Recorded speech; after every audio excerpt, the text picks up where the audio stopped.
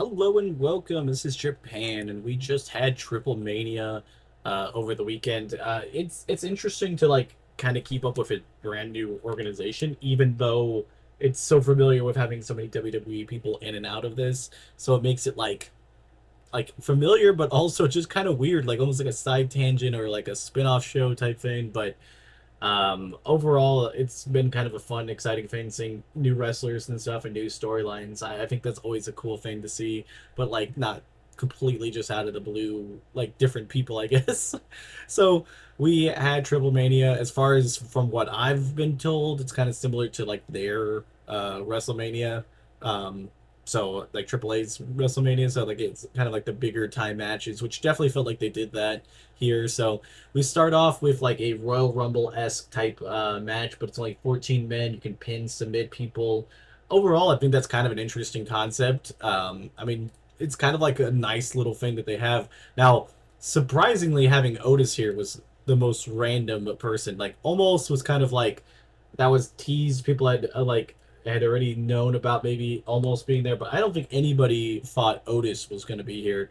And it was interesting. They had some, comedy stuff, and some of the rest of the stuff was okay. I just felt like there was some randomness. I mean, I love the whole Microman and almost different stuff that they were doing. That was great work. That was fun to see. La Parka was also really good. Like they had a lot of different things there that really worked in this match.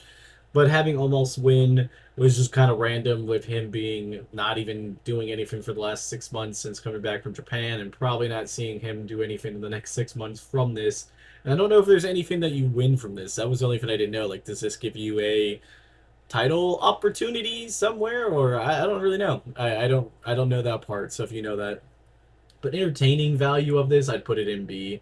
It was definitely fun to see and get to see a bunch of other people that I haven't seen. But again, you had quite a few WWE people because it was 14 people. So you had Almost, you had Cruz del Toro, Joaquin Wild, and you had Otis. So that's 4 out of the 14 were WWE people. So that was kind of the constant thing here, except for one match, everything had WWE people.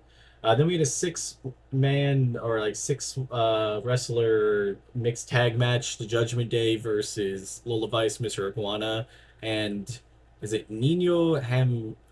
But I don't know how you say that last name, but basically a hamburger gimmick. Um, there was a lot that was entertaining about this match. Like, I definitely feel like it was a better match. Actually, I think this match came first. I'll have to go back. Out of order because for whatever reason I thought it was the other way around. That match was later, but yeah, the Judgment Day part of things I thought they did really well. It was definitely entertaining seeing Mr. Iguana face Finn Balor's demon puppet. Was definitely a bizarre, did not expect type moment out of this. So I gotta give it that. The hamburger guy was interesting. Just him pulling out hamburgers and eating during the middle of all that was a very different thing that I've seen before, but I wasn't necessarily opposed to it. I thought it was a solid, entertaining match. So I'd put it in B. Like, I definitely think they could have done a lot more stuff better. I do think I prefer it a little bit better than the six-man tag match, but again, that was just me. But actually, what was the second match was Dr. Ragnar Jr. Is it like El Hidro del Dr. Wagner Jr.? I'm gonna have to get rid of like know these names. This was for the Latin America title, which I believe is like possibly like their United States Intercontinental title, like important but not the biggest title that they have. Obviously, is the one that was at the end of the match. Um, it was okay. I kind of felt a little disappointed. I've seen Dr. Wagner in matches before, and I felt like maybe like it was a little off to me, and it felt very short. It was like a 10-minute match, so I feel like there was something off about this entire match, and I couldn't really tell you exactly why. I know they've, from what they were talking about the story and everything about it, just felt like it was missing something of if it had that good of a build up. So I'm gonna put it down in C. It wasn't as entertaining, and definitely the wrestling didn't seem as crazy. Next up, we had Las Garza versus what is their name together? Don't they? It's Pagano and Psycho Clown, but like was it like Nightmare Circus, or it was like something circus that like I think there's multiple clowns type gimmicks that are together for the tag team titles, which was in a street fight, which honestly, they made good use of a lot of the stuff around there. Like they really did like a bunch of different things that I thought was a little bit interesting. They definitely had some good table spots.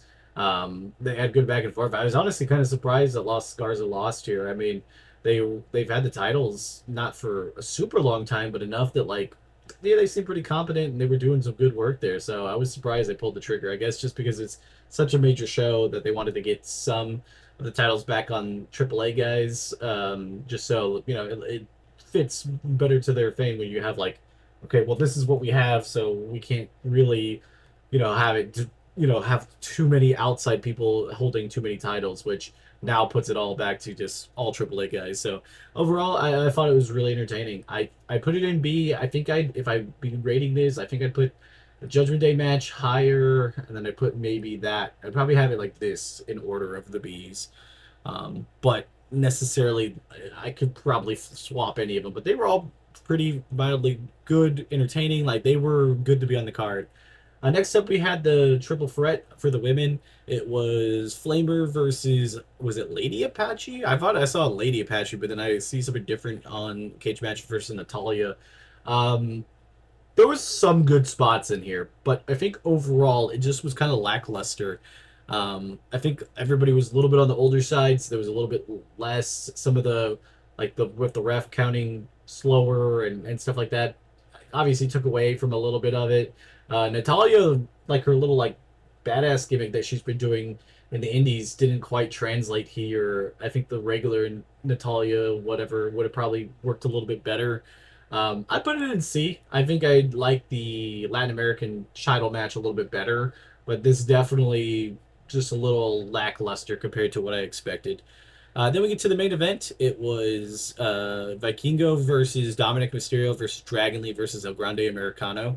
This is a very weird one because I personally thought Vikingo was way more over in his own company, like not his company, but like him being like the top dog in his company. But the crowd was really against him. They really wanted to go El Grande Americano or Dominic Mysterio, which I just thought was very surprising. And honestly, I would have been fine with one of them winning. It seemed pretty decent. Obviously, the ending was very like this match. I thought going into the ending was really solid, and then it just got really hectic because you had the other El Grande Americanos coming down, you had the LWO coming down, you had the Judgment Day coming down, you had um, at the very end AJ Styles coming down to take out Dom, which I thought was a pretty good thing to keep their rivalry going. I was kind of crazy that Dom actually took the pin too. I really thought it would be one of the other ones if they were going to take the pin, and it was a pretty good match. I don't think I really have too much to say. Being it like, I definitely don't think it was a 5-star classic or anything that like I'd say like, oh, you got to rewatch this again. I don't even think it'd be my favorite AAA match between here and